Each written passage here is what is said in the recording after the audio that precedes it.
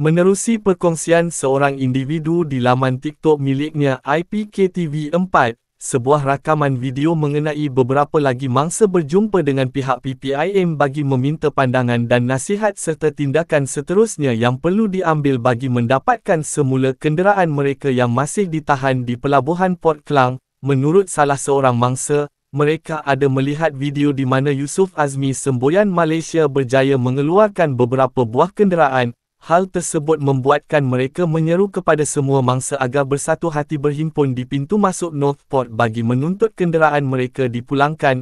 Malah, salah seorang aktivis PPIM juga turut mengulas sebuah video mengenai pihak peguam yang lantang membuat kenyataan akan mengenakan tindakan undang-undang terhadap Yusuf Azmi Semboyan Malaysia yang berjaya membantu mengeluarkan beberapa buah kenderaan milik mangsa. Dalam pada itu, beliau turut menyeru kepada para menteri daripada Sabah agar campur tangan membantu para mangsa yang kebanyakannya berasal daripada Sabah yang terpaksa menanggung kos perbelanjaan yang tinggi untuk datang ke Semenanjung bagi menuntut kenderaan milik mereka. Tularnya perkongsian ini telah meraih perhatian para netizen. Menjengah di ruangan komen, pelbagai reaksi diberikan oleh netizen mengenai perkongsian tersebut.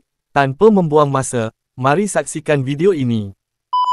Kemungkinan kita pun akan mengadakan perhimpunan.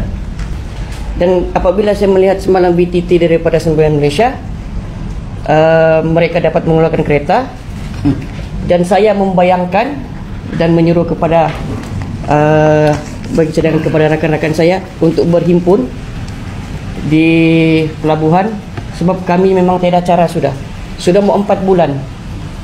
Okey. Bayangkan rakan-rakan kami sini yang keluarkan kos daripada Sabah ke sini, bukan murah tiket. Okey, hotel, makan dan sebagainya. Okey. Bayangkan NGO Semboyan dapat keluarkan kereta. Jadi di mana kuasa menteri sebenarnya? Di mana? Okey. Kami di sini juga cukup sabar sudah. Di mana penyelesaian? Bayangkan rakan-rakan kami di sini, di Sabah paling banyak mangsa.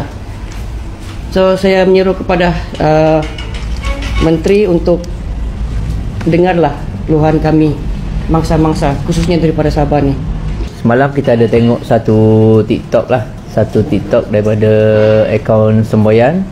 Kereta 36 unit kereta dah dapat dikeluarkan lah. Kita berharap kereta kita pun dapat keluar sekali sama macam diorang dapat. Lagi satu, macam mana kita nak tahu yang kereta kita ni selamat daripada segi keselamatan. Sebab orang dah boleh ambil kan kereta kita dalam tu, macam mana agaknya? Adakah keselamatan dia tu terjamin ataupun tidak? Pun saya ada meneliti satu video daripada peguam ECL, tak silap saya. Dia menyatakan tentang laporan, menyatakan tentang undang-undang dan sebagainya. Selama ni saya tengok report kebakaran pun tak dipublish, dan juga perintah mahkamah pun tak ada. Bagaimana lawyer tu boleh sebut benda-benda macam ni, dan sedangkan benda ni tak dipublish pada owner. Public pun tak tahu. Saya rasa bagi pihak kami telah mematuhi undang-undang. Kami telah berhubung dengan Menteri Pengangkutan, dan kami juga dah pergi ke Parlimen untuk menyelesaikan perkara ini. Tetapi saya nampak MOT macam tak berfungsi sangat. Kami itu hari masa kami pergi ke town hall yang dibuat oleh ECL, town hall tu dia selective agent je boleh masuk. Kalau town hall tu dibuat untuk agent-agent, kenapa satu town hall tak dibuat bersama-sama dengan owner? Sepatutnya town hall untuk owner pun MOT perlu adakan. Saya Muhammad Alan, mewakili rakan-rakan saya yang berada di Sabah. Okey, ini kalau bagi saya kali ketiga sudah keempat datang ke sini untuk menyelesaikan masalah kami, dan berapa kali ke Parlimen, berapa kali berjumpa dengan wakil daripada MOT pun sama juga, tiada kata orang penyelesaian. Okey, benda kereta tu bukan murah. Ya, kami tidak tahu keadaan kereta kami di sana bagaimana. Kalau pihak kementerian ataupun pihak agensi mau kami ikut prosedur, kami sudah ikut semua. Undang-undang. Semua kami sudah ikut. Tadi saya dah berhubung dengan menteri. Pada menteri, mereka dah bayar GA baru kereta tu dikeluarkan. Tetapi saya menyeru pada menteri, tolonglah dengar rayuan owner-owner kereta ni. Sebab kalau Menteri Aceh duk pegang pada GA saja, benda ni takkan selesai. Sampai bila benda ni nak selesai? Adakah MOT ni cuma jadi orang tengah macam rubber stamp aja? MOT kena buat sesuatu.